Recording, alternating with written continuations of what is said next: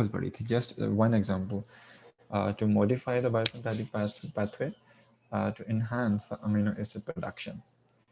अब आज हम एक दूसरी एग्जांपल पढ़ने लगे हैं कि दूसरी एग्जांपल के अंदर हम और भी कुछ देख सकते हैं कि how can we enhance different types of enzymatic points, और enzymatic points को हम अगर accelerate कर सकें तो ultimately we can get a maximum product.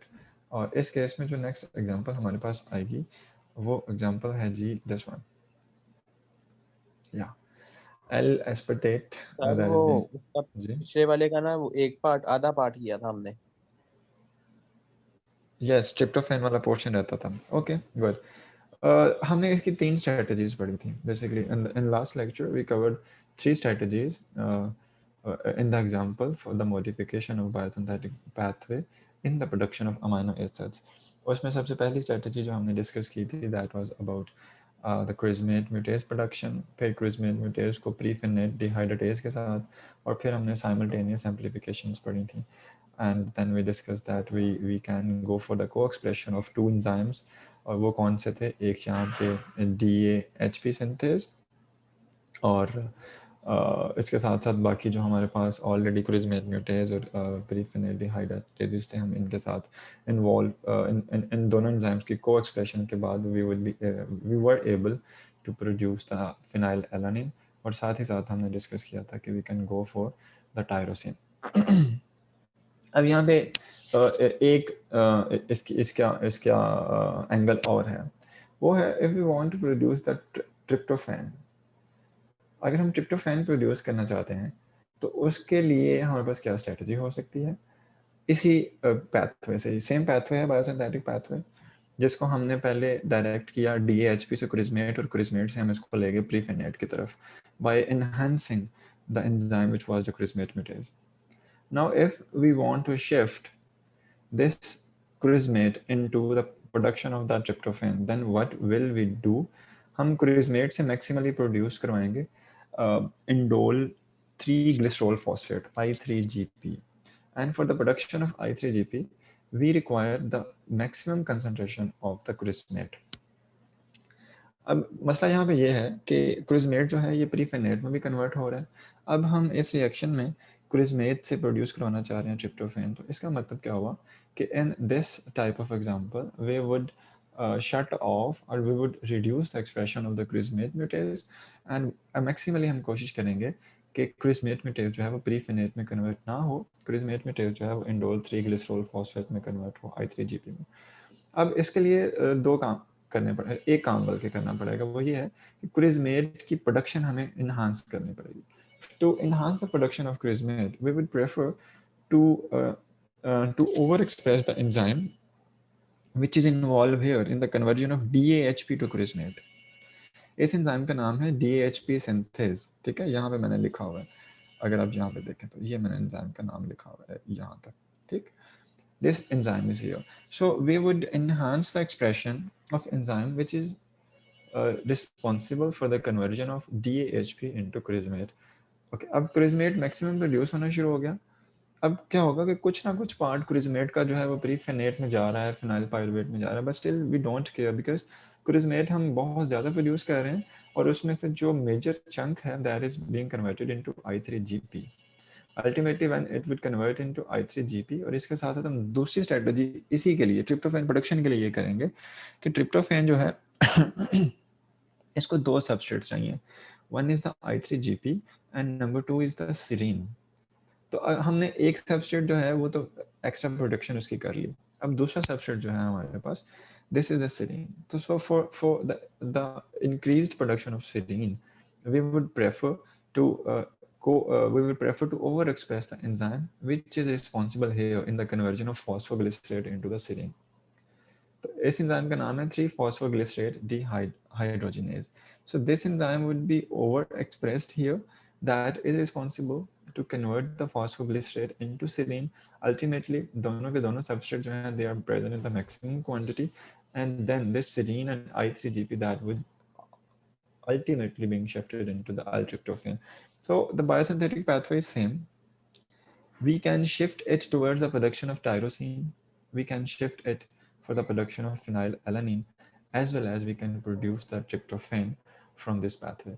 और ये pathway ultimately जाके link करता है by central metabolic pathway के साथ, एंड सेंट्रल मेटाबॉलिक पाथवे के साथ लिंक करता है, वहाँ से हम फास्फोइनोल पाइरुवेट लेंगे, एरिथ्रोज 4 फॉस्फेट लेंगे, और अल्टीमेटली इसको हम कन्वर्ट कर. So this is actually the example for the modification of biosynthetic pathway where we are producing metabolically engineered strains by engineering different enzymes by overexpression, and by reducing the expression of some enzymes we are directing our strain to produce the required products. And this is the sir ji sir DAHP synthase कहाँ use होगा? DAHP से क्रिजमेट में convert करने के लिए, या फिर indole 3 cholesterol phosphate में? नो नो नो, इन दोनों में नहीं होगा. मेरा ख्याल है मैं पहले जो एक्सप्लेन किया है वो मैंने मिस्टेकनली किया है कि DAHP से क्रिजमेट में आएगा, but actually the enzyme which is called DAHP synthase, this is involved here in the conversion of erythrose 5-phosphate plus phosphoenol pyruvate into DHP. यहाँ पे 4 नंबर लिखा हुआ है because this is the fourth strategy. ठीक है, तो ये enzyme DAHP synthase would be responsible to produce the maximum DHP, ultimately crismate. Then crismate mutase का expression reduce होगा यहाँ पे, तो crismate maximally I3GP में convert होगा.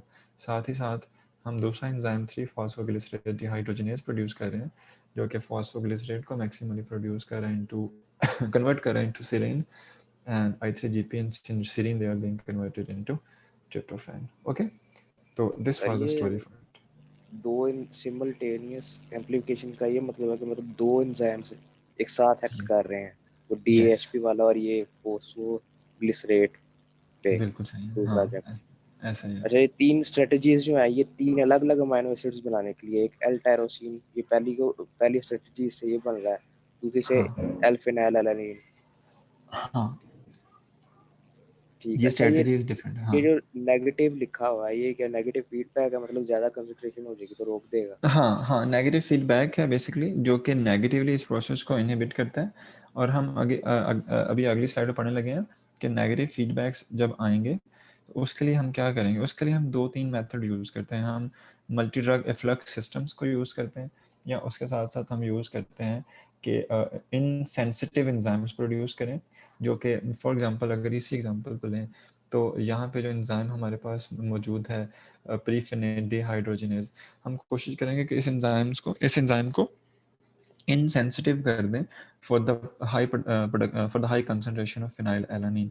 तो ये अगली स्लाइड जो यानी हमारा जो अगला आज का टॉपिक है वो यही होगा कि हम किस तरह से सर कर सकते हैं. जी सर हमने जब क्रिजमेट म्यूटेज को हमने क्या कहते हैं सप्रेस किया है, तो फिर I3GP को क्रिजमेट को I3GP में कन्वर्ट करने के लिए कौन सा एंजाइम यूज किया है? अच्छा, हमने वहाँ पे एंजाइम डिस्कस नहीं किया. वो इसलिए नहीं किया कि कोरिजमेट जो है this is the branch point. ये ब्रांच पॉइंट. अब हम अगर कार्बन का फ्लक्स ज़्यादा से ज़्यादा चाहते हैं फ्रॉम क्रिजमेट टू I3GP, तो हम क्या कर रहे हैं सिर्फ कि हम क्रिजमेट को बाकी चीज़ों में कन्वर्ट होने से रोक रहे हैं. That's it. तो अल्टीमेटली क्रिजमेट के साथ जो सिस्टम रह जाएगा, जो उसका पाथवे रह जाएगा, वो सिर्फ I3GP की तरफ कन्वर्जन कराएगा. तो यहाँ पे हमने किसी एंजाइम का मॉडिफाई किया ही नहीं है. यहाँ पे जो नेचुरली एंजाइम रिक्वायर्ड था वही यूज़ हो रहा है. इस वजह से यहाँ पे एंजाइम का डिस्कशन नहीं हुआ कि क्रिजमेट से ये I3GP में कन्वर्ट होगा और अल्टीमेटली नेचुरल वे में होगा. क्यों? क्योंकि हमने यहाँ ये ब्रांच पॉइंट कार्बन फ्लक्स है, यहाँ पे हमने क्रिजमेट को प्रीफिनेट में कन्वर्जन से रोक दिया. तो बाकी इस पाथवे को हमने कोई मॉडिफिकेशन उसकी नहीं की. ओके, तो so there is no enzyme है. जब ये क्रिजमेट से I3GP बन रहा होगा तो यहाँ पे जो डॉटेड लाइन है वो ये शो करे ना कि मल्टीपल स्टेप रिएक्शन है, इसमें Yes, एक एंजाइम तो नहीं इन्वॉल्व. You are right. तो ये मल्टीपल स्टेप है जिसके बाद अल्टीमेटली हमारे पास I3GP बनता है. Okay, that's good. Okay, anyone else want to add something?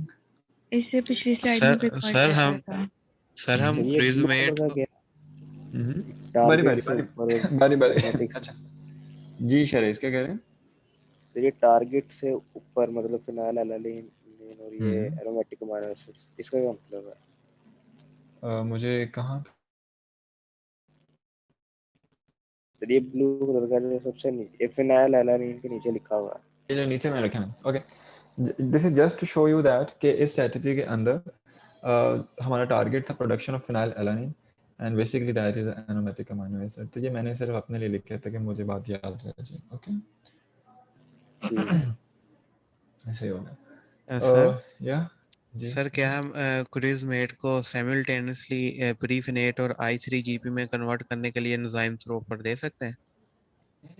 ये कंडीशन हो सकती है वही जरूर हो सकता है, ये बिल्कुल होता है, ये होता है, लेकिन उसका उसका नतीजा पता क्या निकलता है? हमारे पास ना मैक्सिमम कंसंट्रेशन में फिनाइल एलानिन प्रोड्यूस होता है और ना मैक्सिमम कंसंट्रेशन में ट्रिप्टोफैन। तो जब भी हम इंडस्ट्री में कोई भी रिएक्शन रन करते हैं, तो our first preference is that to run a specific reaction जिसके रिजल्ट में हमारे पास मैक्सिमम प्रोडक्ट आए।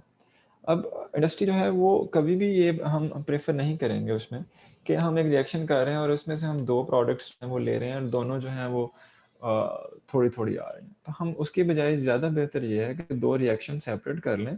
एक रिएक्शन के अंदर मैक्सिमली ट्रिप्टोफैन प्रोड्यूस हो रहा हो, दूसरे रिएक्शन के अंदर मैक्सिमली फिनाइलएलानाइन।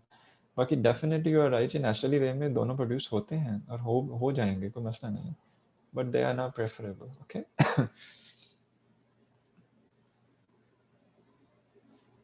Okay, yes sir. चल ठीक है। अच्छा, इसके अलावा कोई कुछ बोल रहा था उस टाइम बट वॉइस डिस्टॉर्ट हो गई थी। एनीवन? सर मैंने बोला था कि जो पिछली स्लाइड है उसमें एक पॉइंट रहता था डिस्कस करने वाला।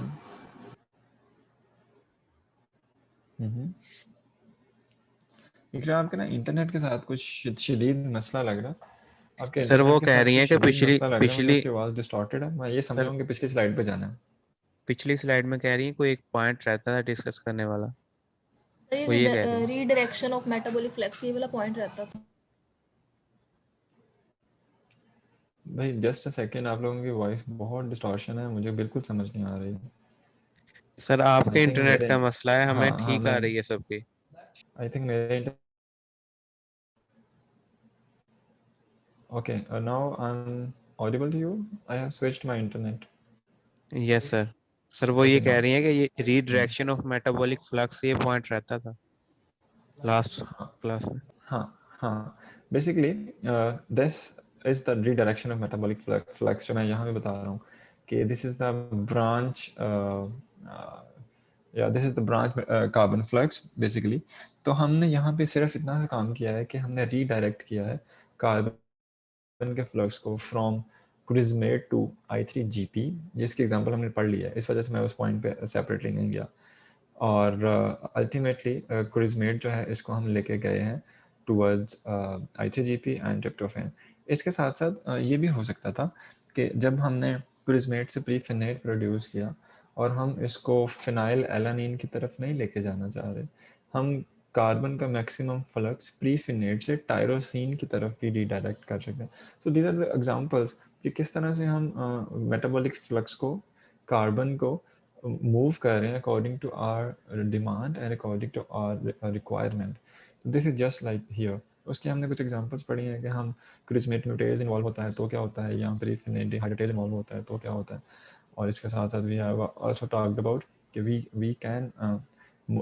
we can flow the maximum carbon from crismate to I3GP instead of crismate into prefenate. So this is actually the branch point metabolic flux because यहाँ पे crismate एक branch point है। crismate से I3GP की conversion भी हो सकती है, crismate से prefenate conversion भी हो सकती है। तो it's now it depends on our requirement on which side of metabolism we want to shift. Okay, तो this was about it. अच्छा, आप अभी आगे मुझे एक एग्जांपल और पढ़ानी है, वो इससे मिलती जुलती ही है। This one, this is actually this is actually the conversion of L-aspartate into threonine and after threonine the conversion into isoleucine। ठीक है, और अच्छा अब यहाँ पे 2 काम होंगे, एक याद रखिएगा जी। सबसे पहला ये है कि हमें टारगेट डिफाइन करना है कि इधर we want to produce threonine और आइसोल्यूसिन। अगर हम थ्रियोनिन प्रोड्यूस करना चाहते हैं सिर्फ यहाँ पर, तो in that case what will we do, we would amplify the threonine biosynthetic operon. There is an operon in different bacteria which would be amplified. इसमें E. coli की example आ सकती है या even Bulgaricus की example आ सकती है. They have threonine operons, threonine biosynthetic operons. So if our target is to produce the threonine, what will we do?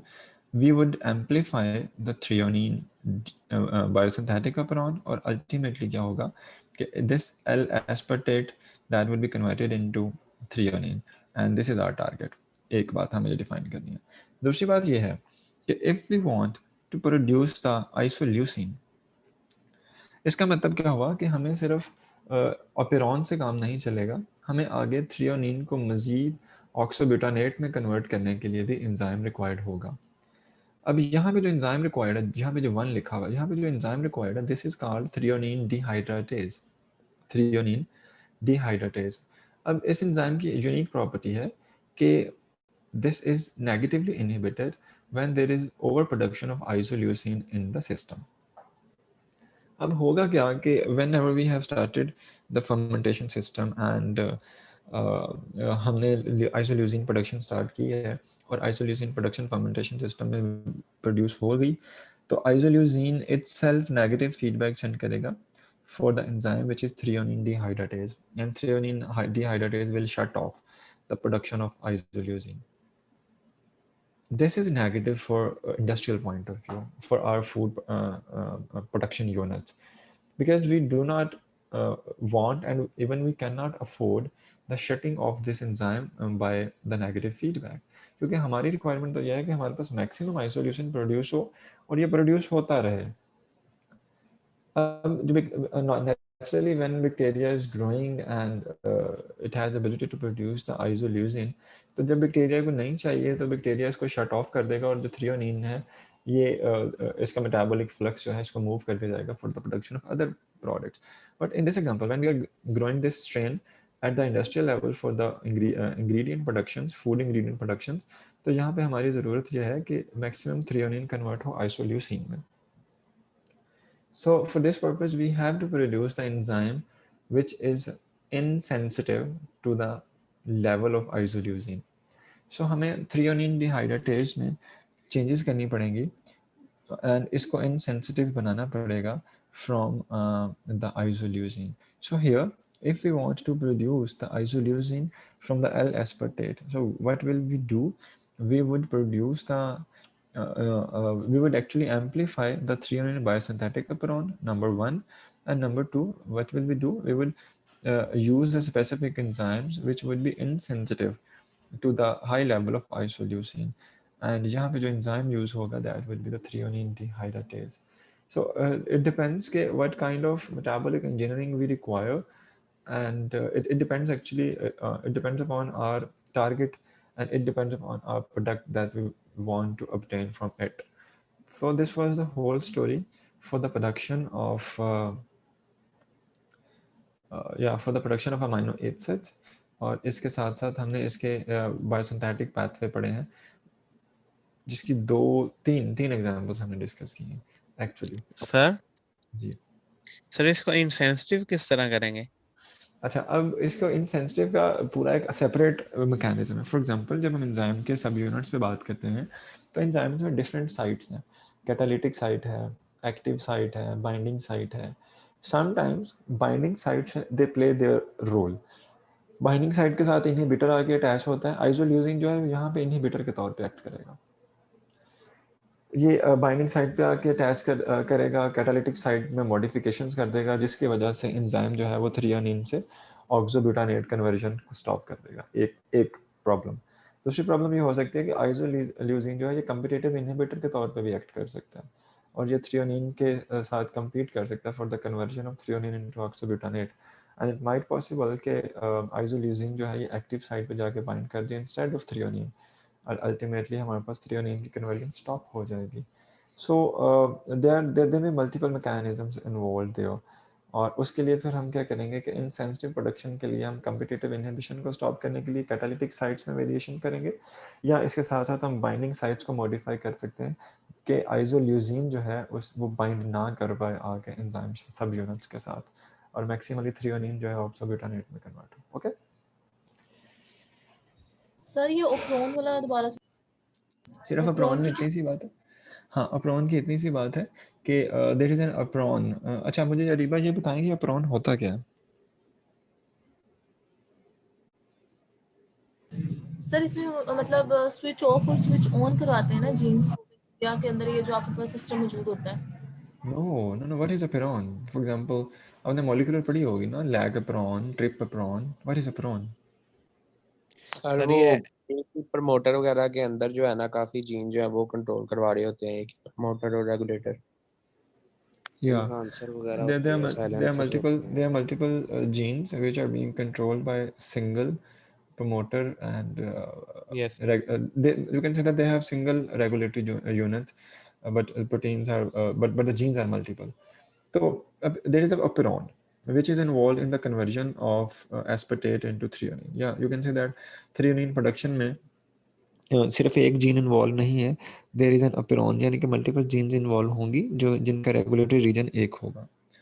तो इस केस में हम अगर threonine is an amino acid, अगर हम थ्रियोनिन का मैक्सिमली प्रोड्यूस करना चाहते हैं तो हमारी कोशिश ये होगी कि थ्रियोनिन अपेरॉन जो है उसका ओवर एक्सप्रेशन हो। तो फिर हम उसके लिए थ्रियोनिन अपेरॉन को एम्पलीफाई करेंगे। उसकी एम्पलीफिकेशन का मतलब है कि हम नंबर ऑफ कॉपीज इंक्रीज कर देंगे थ्रियोनिन अपेरॉन की। एक सेल था, अगर उसके पास नेचुरली एक कॉपी थी तो we can amplify multiple copies, और अगर जीन के मल्टीपल कॉपीज होंगी तो फिर उतने ही गुना ज़्यादा एंजाइम प्रोडक्शन होगी और अल्टीमेटली हमारे पास मैक्सिमम प्रोडक्शन ऑफ थ्रियोनिन होगी। That's what we want. Got it? जी सर।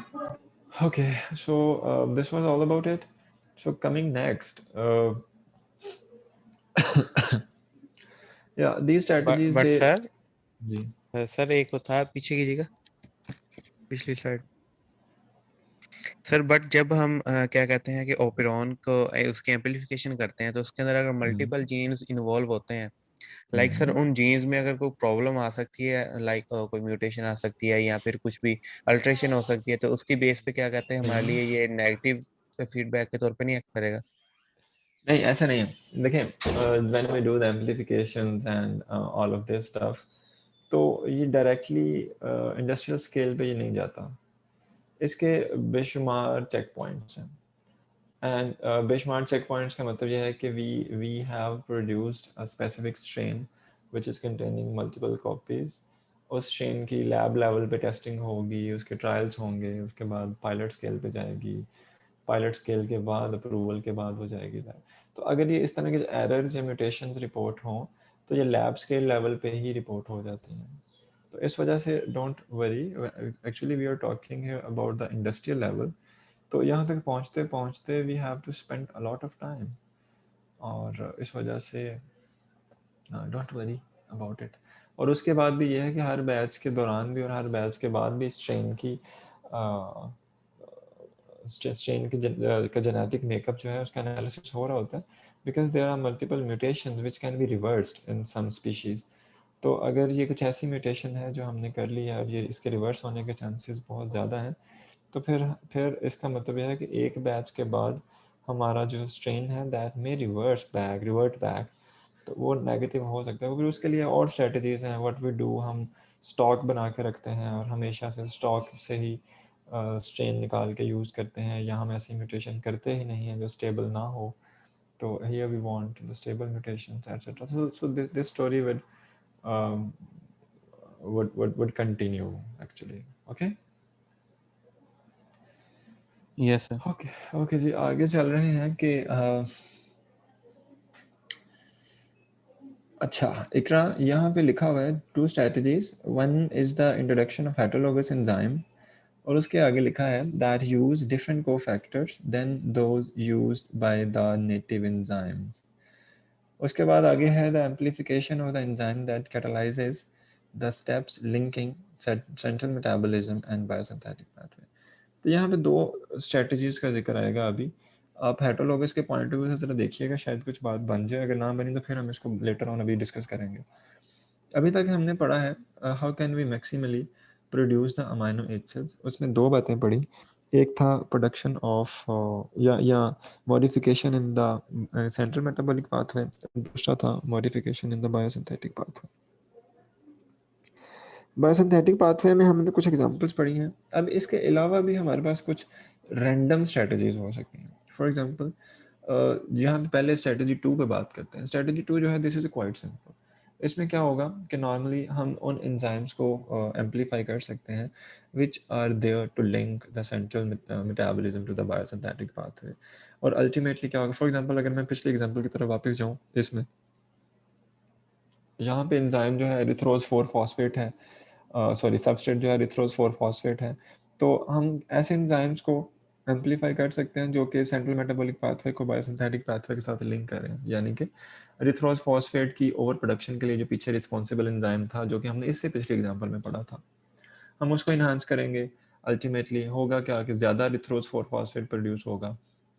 इसके साथ साथ हम फास्फोइनोल पाइरुवेट को मैक्सिमली प्रोड्यूस करेंगे और अल्टीमेटली हमारे पास जो हमारी प्रोडक्ट है बायोसिंथेटिक पाथवे की, दैट वुड बी इनहांस्ड। इसके साथ साथ दूसरा काम ये हो सकता है कि we can go for the production of such enzymes which use some different cofactors. For example, it might possible that native enzyme they are using some cofactors which are inhibitory to some other enzymes. मिसाल के तौर पे अगर यहाँ पे हमारे पास कुछ example आ रही हैं, हम 2-3 एंजाइम्स को कंसिडर कर रहे हैं, तो हो सकता है कि हम 2 एंजाइम्स यहाँ पे, फिर उसी एग्जांपल को दोहराता हूँ, कुरिजनेट म्यूटेज और प्रीफिनेट डिहाइड्रेटेज है। तो हो सकता है कि हम इन दोनों एंजाइम्स को इस तरह से मॉडिफाई कर लें कि ये दोनों एक ही को फैक्टर से एक्टिवेट हो जाएं। ये भी हो सकता है कि नेचुरली प्रीफिनेट डिहाइड्रेटेज को सेपरेट को फैक्टर चाहिए था, क्रिजमेट म्यूटेज को सेपरेट को फैक्टर चाहिए था। So whenever we provide the separate cofactors for them, it would or it may enhance the cost of the reaction.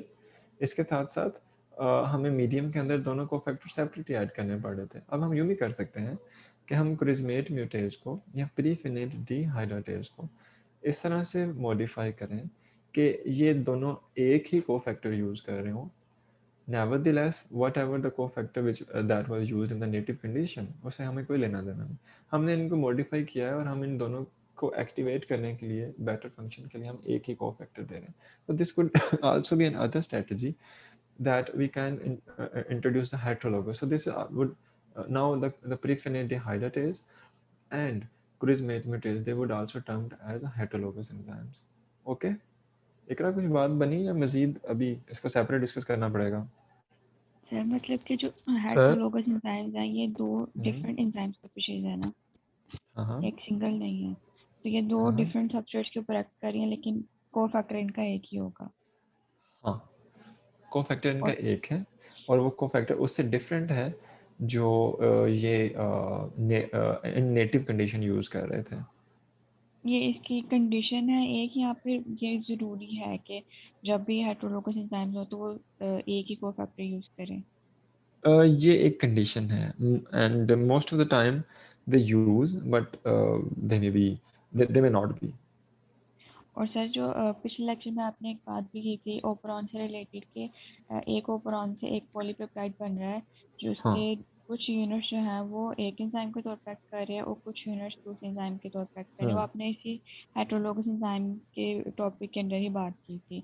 उसमें आप ये कहना चाह रहे थे कि एक ही पॉलीपेप्टाइड 2 कैटालिटिक फंक्शंस परफॉर्म कर जिसको हम हेटरोलोगस एंजाइम कह रहे हैं। और अभी तो ये बात हो रही है कि जो हेटरोलोगस एंजाइम्स हैं वो 2 डिफरेंट स्पीशीज हैं, एक स्पीशीज नहीं है जो कि 2 डिफरेंट फंक्शन परफॉर्म कर रही है। हाँ, तो यही कंडीशन है एक ना कि the heterologous enzyme actually this is a protein-protein interaction. There are 2 different protein subunits which are being activated with a single cofactor. Cofactor share कर रहे हैं, ओके? ओके सर जी, अच्छा सर इकरा अगर मैं ये एक मिनट ठहरिएगा। इकरा मैं आपको एक पेपर भेजूंगा वाया ईमेल आज ही ना, तो आप उसको पढ़िएगा। हम उस पेपर पढ़ने के बाद फिर बात करेंगे। That paper is specifically based on the heterologous enzyme interaction और ये आपको मजीद क्लियर करेगा, ठीक है? Sure sir, thank you. Okay good. अच्छा जी, और फिर हम इस पर सर डिस्कशन करेंगे डेफिनेटली जी। सर जिस तरह ये बात कर रही है कि एक ओपेरॉन जो है वो डिफरेंट कैटालिटिक फंक्शन परफॉर्म उससे होंगे, तो जब सर हम एक ओपेरॉन से जब हमारे पास क्या कहते हैं कि ट्रांसक्रिप्शनल यूनिट जो होगा वहाँ पर जितनी मल्टीपल जीन्स होंगी उतने multiple different types of enzymes बनेंगे ना, तो डिफरेंट फंक्शन परफॉर्म करेंगे। तो हाँ, क्वेश्चन क्या है? यू राइट, क्वेश्चन क्या है? सर मैं क्वेश्चन क्वेश्चन समझा नहीं। यहाँ पे ये था कि जब वो मल्टीपल एंजाइम्स बनेंगे तो जो हम्म को फैक्टर होंगे, यूज डिफरेंट को hmm factor that can be use by native enzyme, जो नेटिव एंजाइम उन को फैक्टर को अपनी एक्टिव साइट पे यूज करेंगे या फिर उसको कैटालिटिक साइट पे। अच्छा नहीं मोइस, हम यहाँ पे दो बातें मिक्स कर रहे हैं। तो आप हेटेरोलोगस एंजाइम्स को सेपरेट करें और अप्रॉन की बात को सेपरेट करें। पहले चलते हैं यस। अप्रॉन पे। जब हम अप्रॉन की बात करते हैं तो हमारे पास ट्रिप अप्रॉन है, लैक अप्रॉन है, ये बड़ी जनरल एग्जांपल्स हैं ट्रिप्टोफैन की और यस सर। लैक अप्रॉन की। अब उसमें क्या होता है कि there are in lack apron में अगर हम देखते हैं तो लैक जी वाई एक्स 3 जीन है, आपने मॉलिक्यूलर पढ़ी है, बड़ी डिटेल से पढ़ा होगा। Yes sir. उन तीनों जीन्स का हमारे पास स्टार्ट में होता है रेगुलेटरी रीजन। रेगुलेटरी रीजन तीनों जीन्स को एक्टिवेट करता है, 3 डिफरेंट एंजाइम्स प्रोड्यूस होते हैं, तीनों कोऑर्डिनेटेड वे में काम करते हैं और तीनों का पर्पस जो है वो लैक अप्रॉन को कंट्रोल करना है या लैक्टोज उसका या लैक अप्रॉन को कंट्रोल करना है। और अल्टीमेटली हमारे पास लैक्टोज कंसंट्रेशन या ट्रिप्टोफैन कंसंट्रेशन जो है वो depending upon the cell's requirement उसकी मॉडिफिकेशंस होती हैं या उसकी प्रोसेसिंग होती है, in other words you can say. तो वो एक सेपरेट चीज़ है। हम अब हेटेरोलोगस की तरफ आ रहे हैं। हेटेरोलोगस क्या है कि इस एग्जांपल में हमने क्या देखा है कि हमने हेटेरोलोगस एंजाइम ऐसे इंट्रोड्यूस करवाए हैं which are sharing a common cofactor. हमने कोफैक्टर प्रोवाइड किया है, दोनों के दोनों एंजाइम जो हैं वो एक्टिवेट हुए हैं and they worked efficiently in the presence of that cofactor. अब वो जो कोफैक्टर था, हो सकता है कि वो एक एंजाइम उसको नेटिव यूज़ कर रहा हो एज ए नेटिव एंजाइम और दूसरा जो है वो ना यूज़ करता हो पहले, लेकिन अब हमने मॉडिफिकेशन कर दी। अब दोनों कोफैक्टर जो थे सॉरी दोनों कोफैक्टर सेपरेट की बजाय एक कोफैक्टर जो है वो दोनों एंजाइम्स को एक्टिवेट कर रहा है, तो ये एक सेपरेट चीज़ है। Got it? तो सर जो को फैक्टर होगा वो एक एंजाइम का दूसरे एंजाइम को एक्टिव करेगा। हमने कोफैक्टर जनरलाइज कर दिया ना, because we have modified the enzymes. Actually यहाँ पे जो टर्म लिखी है ना, introduction of heterologous enzyme, we have introduced enzymes which require the same cofactor that may be provided as a single unit. पहले वो जो cofactor use कर रहा था, it might possible it is not required by the enzyme now. Okay? Yes sir. Sir ठीक हो इसका गया। क्या फायदा होगा ये जरा बता दें। फ़ायदा मैंने बड़ा हेटेरो एक जनरल सा फ़ायदा बताया था अभी अभी। वो फ़ायदा ये था कि whenever we are preparing the media and we have to add multiple cofactors, it may enhance the cost of the media. One thing, it might possible that a cofactor which may be unwanted for some other enzyme and we want to get rid of that cofactor. So in that case, we would introduce a heterologous enzyme which would which would be activated by some other cofactors instead of their native cofactors. So I just want to link that story. Okay? ठीक है। चलें सही है। सो हम आगे चलते हैं, थोड़ा सा पढ़ते हैं मज़ीद। The next one that is the topic of the day, which is about the modification of the transport systems. बहुत पीछे अगर बात करें यहाँ पर we talked about some amino acid production के हमने कुछ 3 mechanisms पे बात करनी थी। Modification of central metabolic pathway, modification of biosynthetic pathway, and now the modification of transport system. हमने बाकी जो 2 हैं पहले वो डिस्कस कर लिए हैं, although we discussed them briefly and just 1-2 examples ताकि आपके जहन में कुछ बातें क्लियर होती जाए।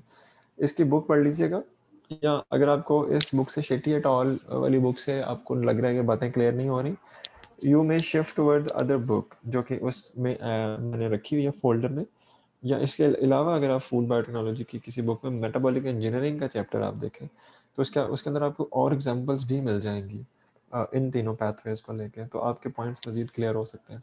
लाइब्रेरी के अंदर यहाँ पे यूनिवर्सिटी में फूड बायोटेक्नोलॉजी की 2 बुक्स आपको ज़रूर मिल जाएंगी, ठीक है। So coming next towards the third part which is about the modifications of the transport systems.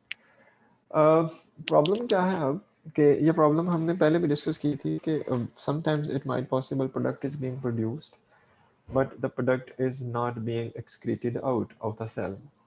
एक प्रॉब्लम. अब सेल के अंदर प्रोडक्ट बन रही है और वो बाहर नहीं आ रही, तो हम उसको अगर एक्सट्रैक्ट आउट करना चाहेंगे तो there are multiple chances that we can disrupt the cell and we can destroy the cell.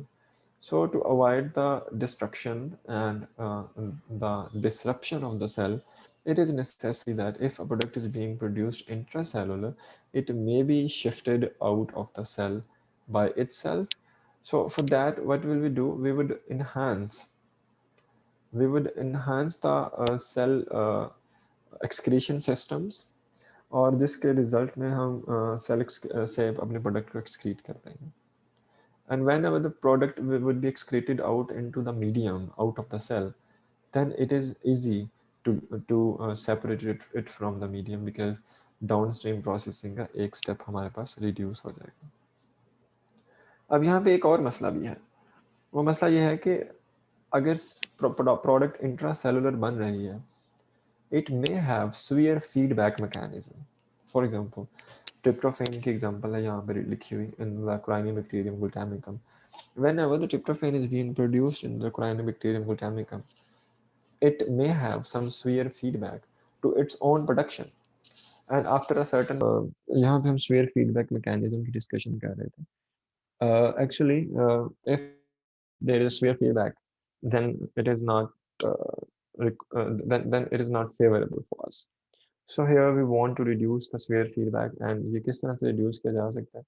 एक तरीका तो ये हो सकता है कि हम इंट्रासेलुलर कंसंट्रेशन को डिक्रीज कर दें. फॉर एग्जांपल, अगर ट्रिप्टोफैन जो था वो इंट्रासेलुलर प्रोड्यूस हो रहा है, तो हम मैक्सिमम ट्रिप्टोफैन को सेल से बाहर निकाल लें, जिसके रिजल्ट में सेल में ट्रिप्टोफैन की कंसंट्रेशन कम हो जाएगी और फीडबैक मैकेनिज्म स्टॉप हो जाएगा. इसके साथ साथ दूसरा तरीका ये अब ये भी हो सकता है कि जो ट्रिप्टोफैन मीडियम के अंदर मौजूद है, that may get enter back into the cell, और सेल उसको अपटेक कर सकता है ट्रिप्टोफैन को, और अल्टीमेटली ट्रिप्टोफैन जो है वो सेल के अंदर जाएगा और फिर से severe फीडबैक मैकेनिज्म आएगा. अच्छा, अब डिफरेंट स्पीशीज हैं, bacterial species which may have some efflux genes, multi drug efflux genes. ये आपने एंटीबायोटिक रेजिस्टेंस की के पॉइंट ऑफ व्यू से ये बात सुनी होगी.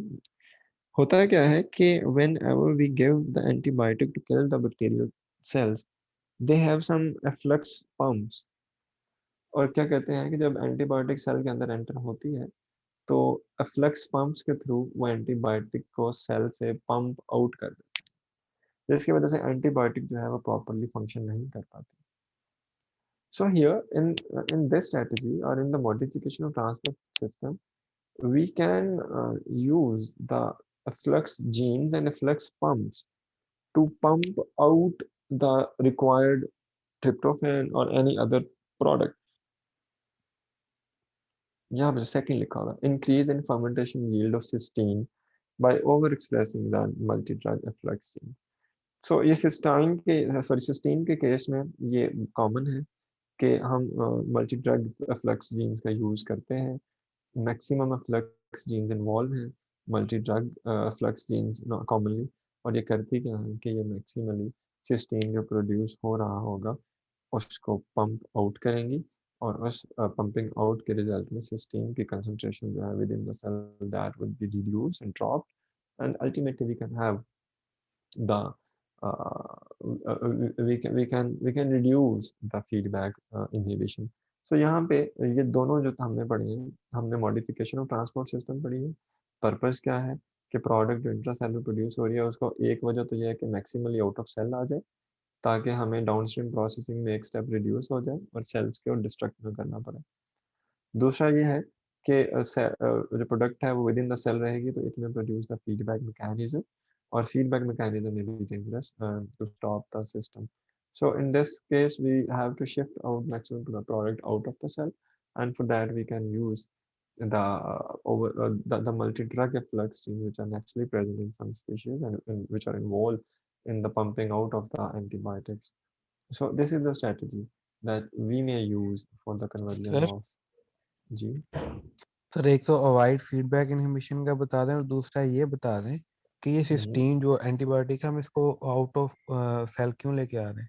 सिस्टीन एंटीबायोटिक नहीं है, एक तो सिस्टीन जो है अमीनो एसिड है। मेरी बात सुने, आप लोग बायोटेक्नोलॉजी के स्टूडेंट हैं, आपको 20 के 20 अमीनो एसिड के नाम याद होने चाहिए। कब चलें ये ना याद याद है हो कि वो सर। कौन कौन किस कैटेगरी से बिलोंग करता है, लेकिन सिस्टीन जो है दिस इज नॉट एंटीबायोटिक। अच्छा, दूसरा बात ये है अवॉइड फीडबैक इनहिबिशन, अभी पिछले 10 मिनट से वही बता रहा था, फिर से बताता हूँ कि whenever there is a product which is being produced into the cell, it may have some feedback mechanism। जैसे अभी हमने पिछले एग्जांपल्स में पढ़ा है यहाँ पे कि आइसोल्यूसिन जो है ये फीडबैक मैकेनिज्म देती है एंड ये इटसेल्फ अपने ही प्रोड्यूसिंग मैकेनिज्म को स्टॉप करती है। सो ये इंडस्ट्रियल पॉइंट ऑफ व्यू से हमारे लिए फिजिबल नहीं हो सकता।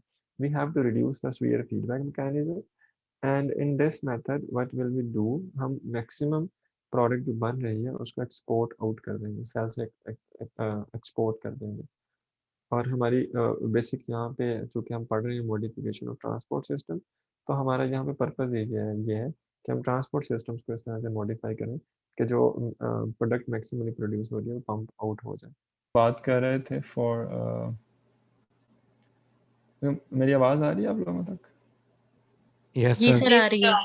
Okay, thank God. अच्छा, हम बात कर रहे थे सिर्फ यहाँ पे मॉडिफिकेशन ऑफ ट्रांसपोर्ट सिस्टम की, और उसमें हमने ट्रिप्टोफैन की बात की है कि that we have to reduce the sphere feedback. और उसके लिए हम करते क्या हैं कि ट्रिप्टोफैन को मैक्सिमली सेल से बाहर एक्सट्रैक्ट करने की कोशिश। How can we do it? उसकी एक एग्जांपल हमने पढ़ी है कि we can use the over expressing multi drug efflux genes which are normally present in to the different bacterial species, and इनका नॉर्मल जो रोल होता है वो एंटीबायोटिक्स को एक्सपेल आउट करना होता है। तो ये हमने पढ़ा है कि in case of cysteine we can do it and we can use the multi-drug efflux genes जो कि multi-drug efflux pumps की production के लिए responsible हैं, और efflux pumps जो हैं they are there to pump out the antibiotics normally। तो ये सिस्टीन के लिए हम ये प्रोसीजर यूज़ कर सकते हैं, and this would fall in the category of the modification of the transport system। I think we should end the lecture here and इसको next class में continue करेंगे। यहाँ तक किसी को क्वेश्चन हो तो पूछ ले, अदरवाइज मैं फिर अटेंडेंस ले लेता हूँ साथ, ताकि